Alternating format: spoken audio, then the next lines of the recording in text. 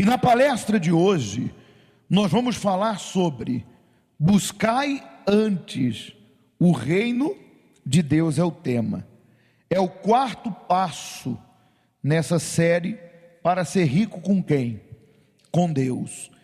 E o texto de Lucas 12:31 diz: buscai antes o reino de Deus, e todas estas coisas vos serão acrescentadas. Não temais, ó pequeno rebanho, porque o vosso Pai agradou dar-vos o reino. E diz assim: diante das agitações da vida, os projetos pessoais parecem ser o assunto mais importante para cada um. Todos querem conquistar seus objetivos e resolver rapidamente seus problemas. Contudo, nesta busca frenética, rápida, as necessidades espirituais são negligenciadas. Com isso, a ansiedade entra e a confiança nas promessas divinas se perde. No entanto, se o Senhor se agradou de nos dar o seu reino por causa da nossa fé e da nossa obediência, por que não nos daria o que necessitamos? 3 pontos para você alcançar o reino de Deus. Antes de entrarmos nos 3 pontos, essa primeira parte aqui é muito forte porque, primeiro, claro, a pessoa tem que ter o foco dela no reino de Deus. Um dos pecados que mais tem afastado as pessoas de Deus, ele parece que é inofensivo, mas comparado aos demais, que aos olhos humanos parece grotesco, como prostituir, roubar, adulterar, matar, e em tantos outros que as pessoas falam: eu nunca faço isso, eu já larguei isso há muito tempo. Mas este que nós acabamos de ler é um dos pecados que mais separa as pessoas de Deus. Qual? A negligência espiritual. E lá em Hebreus diz, como negligenciar tamanha salvação? Está lá escrito: importa que nos apeguemos com mais firmeza às verdades ouvidas e dela não nos desviemos. Hebreus 2. Então a negligência é quando eu sei de algo, mas eu não faço nada a respeito. Infelizmente, o que mais existe hoje dentro da igreja são pessoas que você vai conversar com elas, elas dizem assim: não, pastor, eu sei, eu conheço, eu já fiz. Mas a pergunta é: você tem feito? Tem praticado? Porque não basta conhecer a Bíblia. Está lá escrito que a fé sem obras, ela está de que forma? Morta. E a Bíblia diz: crê tu que Deus existe, fazes bem. Até os demônios creem e tremem. Quando Satanás tentou Jesus, ele usou o quê? A Bíblia. Ele não usou outra coisa.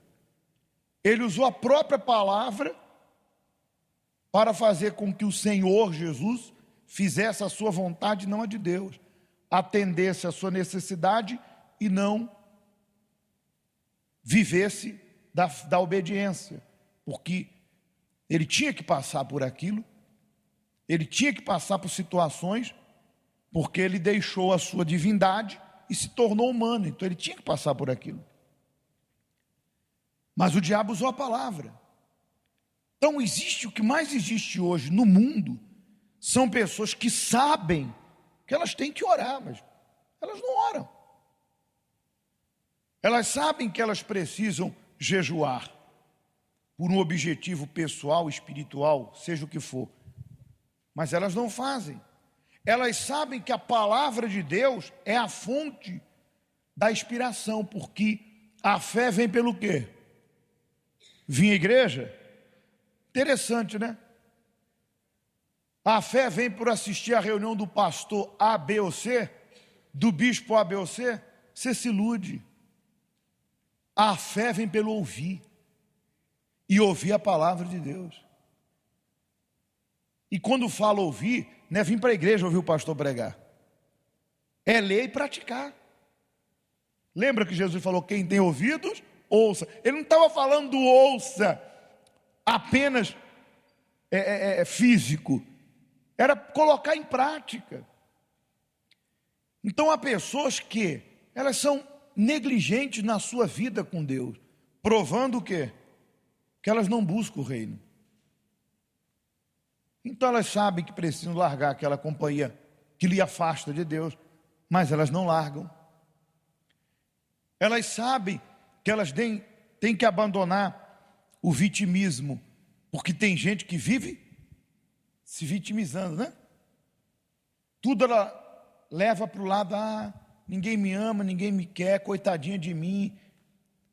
Poxa, interessante, né? A Bíblia diz que Deus nos fez um pouco menor do que Ele, nos coroou de honra, nós falamos sobre isso, nos deu domínio sobre tudo, ou seja, Deus nos fez para ser a coroa da glória dEle, e você abre a boca para dizer, coitadinho de mim, eu não posso, eu não consigo. Mas Deus escolheu as coisas loucas do mundo, as fracas, aquelas que não são, Deus escolheu elas para que o nome dEle seja glorificado e para provar aos que se acham que Ele é Deus. E você insiste em abrir a boca para se vitimizar. Coitadinho de mim, tadinho de mim. E quando pergunta para essas pessoas como que elas estão, pronto, aí é juntar a fome com a vontade de quê? De comer. Que ela já faz aquela carinha. Como é que está a senhora? Pastor, o senhor sabe, né? Eu não aguento mais. Se é uma pessoa nova, entenda, nós estamos aqui zombando do sofrimento de ninguém aqui é criança. Se é uma pessoa que entrou por aquelas portas pela primeira vez, que não conhece a palavra, que não tem conhecimento da fé, que não viu o que eu e você temos visto, que não teve a experiência que eu e você tivemos, o que a Bíblia diz? Tende paciência com os débeis na fé. São pessoas débeis na fé. O que você espera de quem está lá fora? Você que anda aí preocupadinha, agitadinha, porque teu filho, teu marido, teu irmão, aquela pessoa incrédula te decepcionou. E você espera que ela faça o quê? Você espera o quê de quem não conhece Deus? Eu espero que eles conheçam, porque a única maneira de eles mudarem é conhecendo Deus.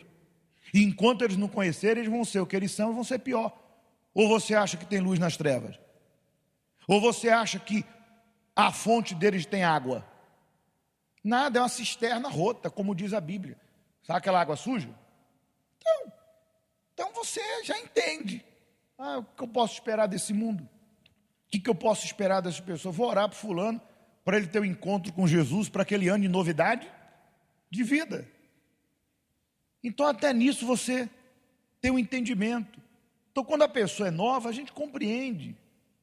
Mas quando a pessoa recebe o que tem recebido, viu o que tem visto, poxa, e está dentro da igreja, se vitimizando, é negligente na sua vida com Deus, você está esperando o quê? Para Deus mudar a tua vida? Uma oração especial? Não tem oração especial. A oração especial é você colocar a fé em ação, é obedecer. Então, a negligência é o pior pecado, para não dizer a pior desgraça na vida de uma pessoa. Por quê? Porque ele não tem mais o que fazer por ela. Porque ela sabe que o caminho é esse, mas não quer traçar. Sabe que tem que fazer isso, mas não quer fazer. Sabe que isso é necessário, mas não quer praticar. Porque entenda, Deus já fez o que tinha que ser feito, gente. O diabo já foi derrotado há 2021 anos atrás. Aonde? Na cruz, porque lá Jesus triunfou sobre ele. Deus já nos entregou o testamento. O testamento, está aqui o testamento. Eu sou herdeiro dele. Ele já me entregou. Ele me deu a fé. E me deu quem? O Filho na cruz. O que mais você precisa, meu Deus do céu? O que mais eu preciso para vencer? Eu preciso que o pastor faça uma visita. Não vai resolver seu problema. não é a visita. O centurião disse: não, o senhor não vai entrar na minha casa, eu não sou digno, manda uma palavra, pelo amor de Deus. E Jesus falou: eu nunca vi fé igual a essa. Ele nem quis que eu fosse na casa dele. É essa fé que Deus espera de você e de todos nós. A fé de crer na promessa, de praticar. Então abra mão, você que está aqui dentro, eu não te conheço, abra mão da negligência, que é o pior pecado. Repito, é saber o que tem que fazer, mas eu não faço.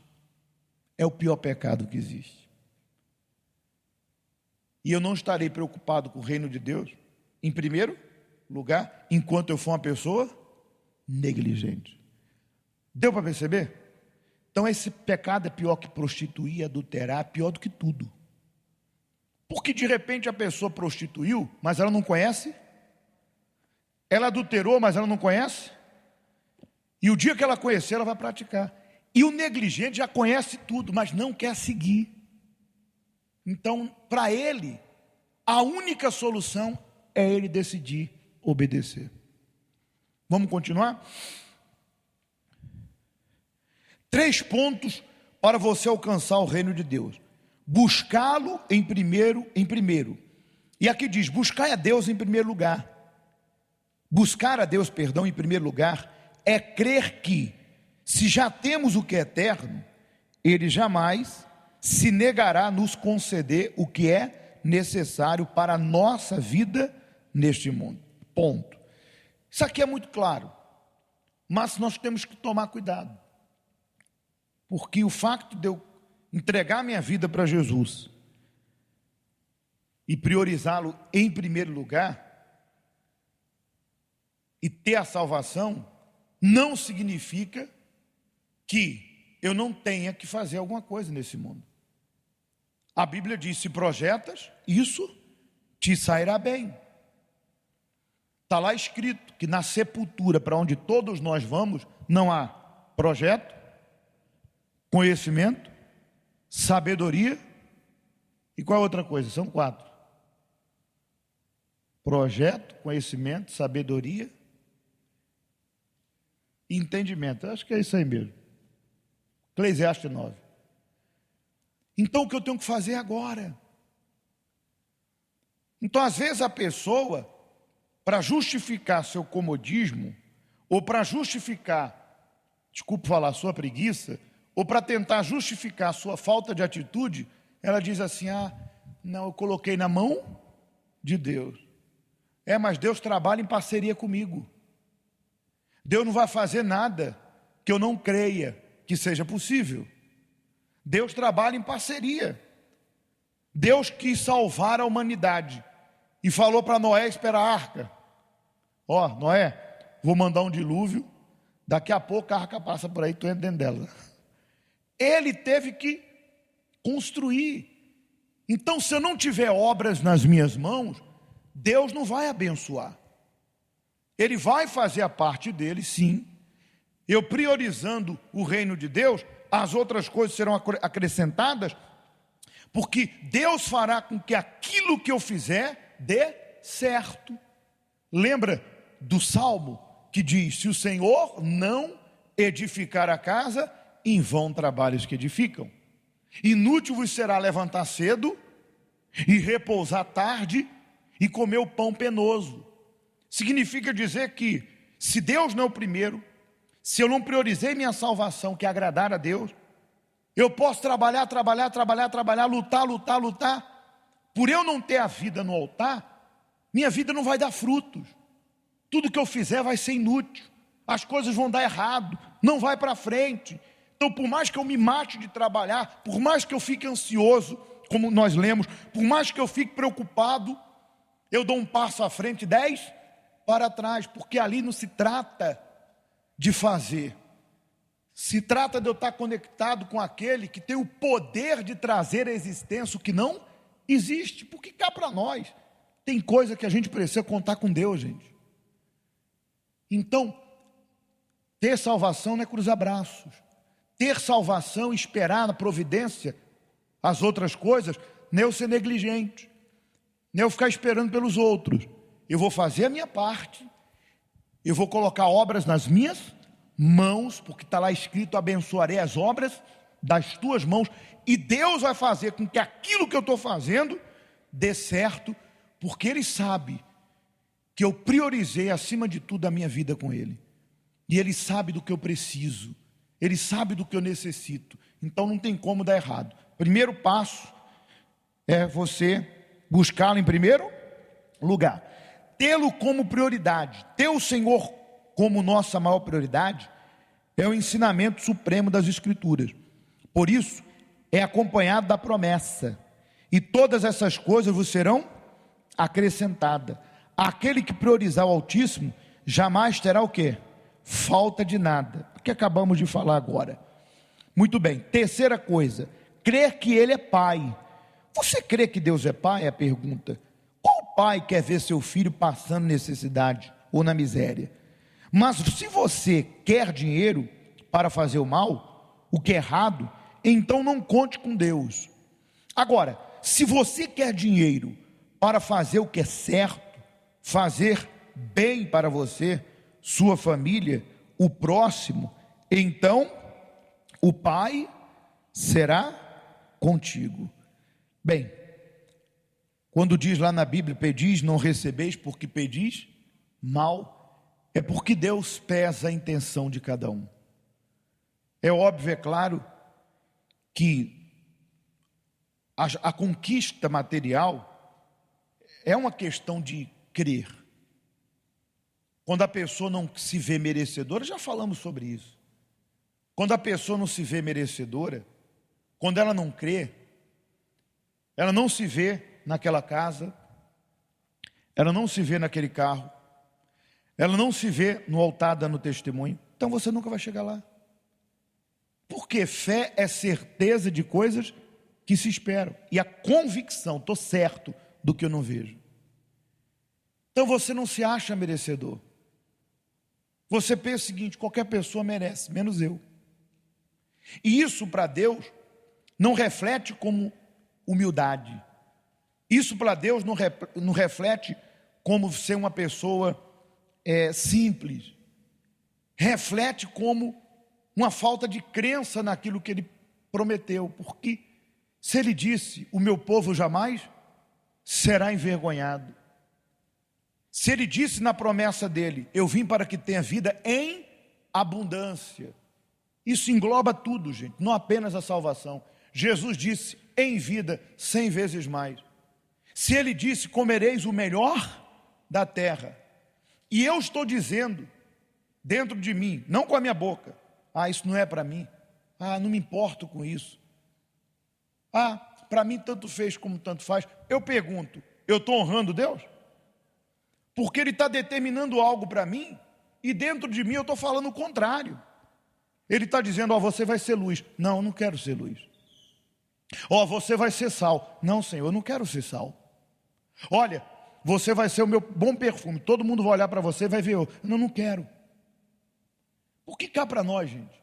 Alguém vê paz? Alguém vê alegria? Até porque se você disser que sorriso é alegria, tem um monte de gente mostrando os dentes aí, está deprimida. Verdade ou mentira? Ninguém vê sentimento. Mas as pessoas veem a vida que você tem. Elas veem a casa que você mora. Elas veem o que você tem. Entenda, isso não é o principal. Nós estamos falando que em primeiro lugar o reino de quem? De Deus. Mas a única maneira do mundo ver Deus através de mim, que é o que está escrito ali, é a minha vida refletindo a grandeza de Deus. E como que eu vou ser glória para Deus se a minha vida é um fracasso?